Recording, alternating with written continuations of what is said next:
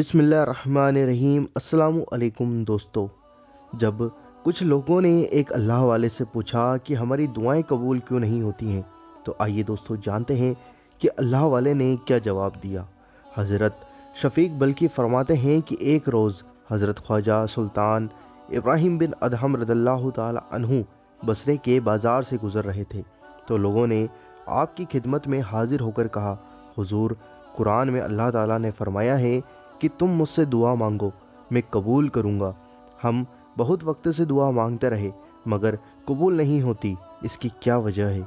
हज़रत ख्वाजा सुल्तान इब्राहिम बिन अदहम रज़ियल्लाहु ताला अन्हु ने जवाब दिया कि ए लोगो, तुम्हारे दिल 10 चीज़ों से मुर्दा हो गए हैं, फिर तुम्हारी दुआ कैसे कबूल होगी? पहला, तुमने खुदा को पहचाना मगर उसकी मारिफत का हक अदा ना किया।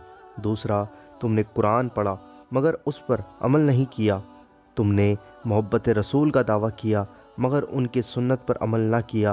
तुमने शैतान के खिलाफ होने का दावा किया लेकिन तुमने उसके खिलाफ कुछ न किया, सिर्फ बातें ही की। तुमने जन्नत को चाहा मगर उसमें जाने के लिए कुछ अच्छे काम न किए।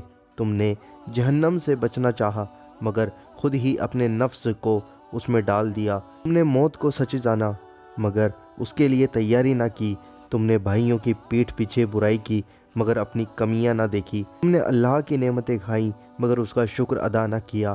तुमने मुर्दों को दफन किया मगर उनकी मौत से कोई सबक न लिया।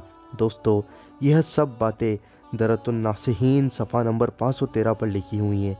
दोस्तों, इसका मतलब यह है कि जब हम गुनाह करते रहेंगे तो दुआ भी देर से कबूल होगी, इसलिए गुनाहों से बचिए, अल्लाह और उसके रसूल की बातों को मानिए, फिर हमारी दुआओं में भी असर पैदा होगा। अल्लाह हम सबको कहने सुनने से ज़्यादा अमल करने की तौफीक अता फरमाए।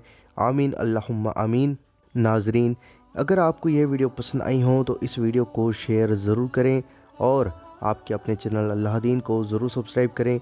और हमें आपके सपोर्ट की ज़रूरत है। हमारे 50,000 सब्सक्राइबर होने वाले हैं, तो जल्द से जल्द 50,000 सब्सक्राइबर पूरे करवाइए और बेल आइकन ज़रूर दबाएँ हमारी हर वीडियो का नोटिफिकेशन पाने के लिए। अल्लाह हाफिज़।